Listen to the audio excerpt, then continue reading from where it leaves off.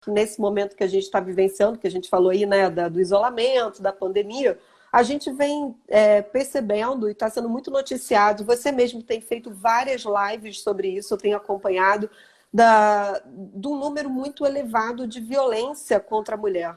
Né? Sim. Então, assim, isso lembra muito dessa questão. Então, assim, eu queria que você falasse um pouquinho, porque aí eu tenho como entrar também dentro do aspecto trabalhista, alguns, Uhum. né, tópicos aí, que você quer, né? O que você poderia trazer pra gente aí desse assunto, que eu Então, acho que aí nossas disciplinas conversam, né?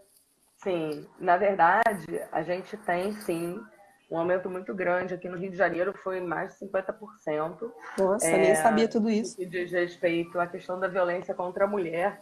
E muitos atribuem, Ju, ao seguinte: normalmente, o momento de violência, estatisticamente, em condições normais, acontece quando você está na parte noturna, né? Por quê? Porque quando a pessoa chega em casa, e aí é quando você passa a ter um contato realmente com o companheiro, convivente, marido, ou qualquer outra pessoa, porque também existe um equívoco, né? Quando a gente fala de violência contra a mulher, na hora as pessoas já pensam, ah, a violência contra a mulher, então vai ser o marido contra a mulher.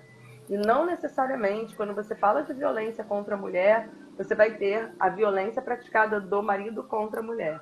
Você acaba tendo a violência praticada. E aí vai ter a relação doméstica, ou seja, pessoas que vivem na sua casa, as relações familiares e aí sim nas relações íntimas de afeto. Então você tem três possibilidades de violência contra a mulher e não só a do marido contra a mulher. Isso é um Uhum. ponto importante que a gente deve esclarecer. O aumento se deu porque você passa a ter um convívio maior com essas pessoas, né? Tá todo mundo dentro de casa, então você acaba podendo encontrar assim um exatamente pelo convívio maior, uma incidência da violência maior, e aqui no Rio os dados levaram isso a um aumento de 50%. Né? É bem sério, é bastante sério. Vale lembrar que nesse momento a Lei Maria da Penha ela está protegendo a pessoa da mulher. E a gente tem as 5 formas de violência, que é a violência física, porque todo mundo só pensa em violência física, né? Quando a gente fala Verdade. violência, na hora todo mundo fala assim, ah, bateu, é a lesão, deixou ali o rosto. Só que não só vai ter a violência física, você passa a ter outras formas. Você tem a violência moral, que é super difícil de você conseguir comprovar, a violência sexual, então também acaba deixando muitas vezes vestígios. Você tem a violência psicológica, que é a mais difícil de todas, e é onde entra o grande problema de você provar numa delegacia a existência dessa forma de violência. Por quê? Porque a violência psicológica é aquele desgaste que vai acontecendo e muitas vezes você acaba não conseguindo levar a comprovação disso, né? E muitas vezes a mulher chega na delegacia e quando você não tem um Estado que esteja preparado para receber a mulher vítima de violência, muitos acham que é mimimi e mandam embora, né? E a violência patrimonial, que é outra que é muito difícil de você conseguir comprovar. Mas é quando você acaba tendo aquela pessoa que acaba retendo até mesmo instrumentos de trabalho, acaba destruindo os objetos da vítima, e você não consegue comprovar, porque tem muitos que falam que isso não entra como violência contra a mulher. Então, a mulher, quando vai fazer esse tipo de registro, muitas vezes ela não consegue fazer. Então, é delicado isso. E a destruição dos instrumentos de trabalho, as questões que vão envolver a violência contra a mulher. Recentemente teve algo que teve uma intervenção na sua área, né? Uhum. Que foi a questão da mulher vítima de violência, se eu teria, indiretamente, acaba atingindo você, né?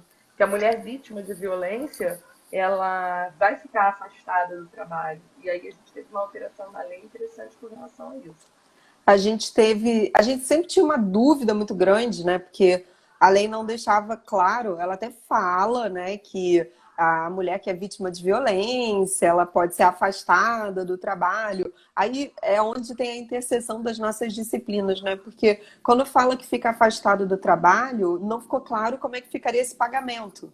Porque muitos Isso. empregadores, eles alegavam o seguinte, tá bem, houve uma determinação judicial para que ela fosse afastada do trabalho. Ok. Agora, eu, empregador, eu não tenho nada a ver com isso. Não fui eu que causei essa situação. E eu vou ter que, então, bancar esse período de afastamento. Então, havia sempre essa questão, e isso era muito, né, falado, porque assim, eu vou ter que bancar o período que essa pessoa está afastada, ainda vou ter que colocar outra pessoa no lugar, e por algo que não fui eu que fui o causador. Então, isso gerava muita confusão e muita polêmica. E aí isso me faz lembrar da decisão do STJ, que a gente teve em 2019, né, e que nessa decisão a gente teve uma interpretação que eu acho que foi brilhante, porque pensou assim, a partir do momento que eu estou diante de uma situação dessa, que essa questão toda da violência, ela foi então equiparada à possibilidade desta pessoa entrar em auxílio doença. Então foi feita toda uma interpretação, porque aí o que vai acontecer? Depende de quanto tempo, então, há necessidade do afastamento. Porque aí, como é que quando você faz essa interpretação do STJ, né, fez a interpretação do auxílio-doença, então, se você equipara e faz a interpretação do auxílio-doença, a gente tem que ir lá no artigo 60 da 8.213 de 91. E aí, então, o que acontece? Se esse afastamento ele perdurar por um lapso temporal, né, de até 15 dias, o que vai acontecer? O empregador ele banca esse afastamento. Então fica igual a quando você entra em auxílio-doença. Então o afastamento até o 15º dia é pago pelo empregador, eles chamam isso de interrupção do contrato. Aí, se efetivamente for mais tempo, a partir do 16º dia, então é encaminhado para, né, benefício previdenciário e entra em auxílio-doença. Então eu acho legal porque olha como há a interseção dos assuntos. Por que a interseção dos assuntos? Porque aí, se ela entra em benefício previdenciário por auxílio-doença, isso normalmente vem por uma determinação judicial, que aí vale lembrar também, né, Claudinha, a própria decisão do STJ diz que não é a Justiça do Trabalho, né, que determina o afastamento. Então, olha a interseção das nossas disciplinas, que não é a Justiça do Trabalho, né, que, na verdade, você tem lá o juizado, que é específico, né, a justiça que é o juízo, né? O juizado de violência doméstica é uma justiça híbrida. Ela tem a possibilidade de você concentrar tanto a parte relativa à questão previdenciária aí, que vai envolver o auxílio-doença, você tem a possibilidade da vara de violência envolver questões que tragam a própria pensão que a mulher vai receber quando você tem a fixação desses alimentos em decorrência de um ato de violência, e a própria questão criminal.